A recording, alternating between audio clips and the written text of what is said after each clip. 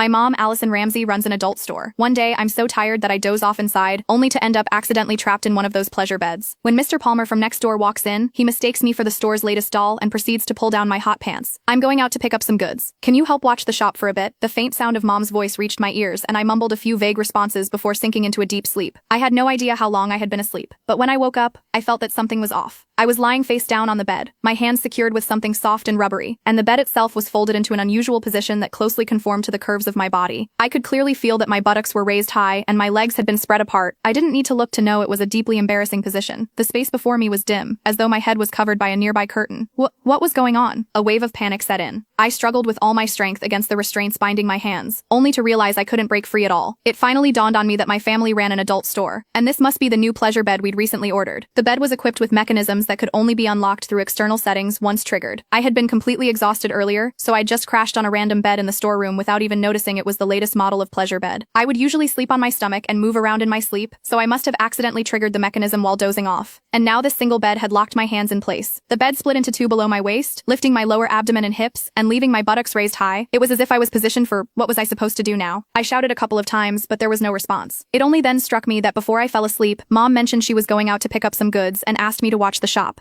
Hey, Allison. Just then I suddenly heard the voice of Mr. Palmer, a customer, coming from the doorway, and it was getting closer. Oh no, Mom did say Mr. Palmer would come by later to settle the bill. Panic surged through me. I struggled desperately, only to find that while the restraints looked soft, there was no way to break free. Where's everyone? I thought I told them I'd come by to settle the bill today. Mr. Palmer's voice drew closer and closer until it sounded just a few steps away. Frozen in this embarrassing position, I felt my face flush crimson, and in my panic, I froze completely, not daring to move a muscle. Is this a new doll that just arrived? Mr. Palmer's words sent my heart leaping into my throat. The next second, I felt a pair of warm, dry hands land on my thigh. They then slowly slid upward until they were inside my hot pants. The weather was sweltering, and when sleeping at home, I naturally dressed lightly. Thus, my hot pants were barely long enough to cover my buttocks. The texture feels pretty good. It's quite realistic and even warm, Mr. Palmer remarked as he fondled me. The bizarre sensation made me clench my teeth, too afraid to make a sound. If anyone were to discover I was being mistaken for a doll, it would be over for me. But then, to my horror, I felt those hands beginning to tug at the waistband of my hot pants. Hot pants were naturally very short, and for comfort while sleeping, I hadn't even fastened the waistband. In fact, they could practically be slipped off with just a gentle tug. I didn't expect it to feel so real.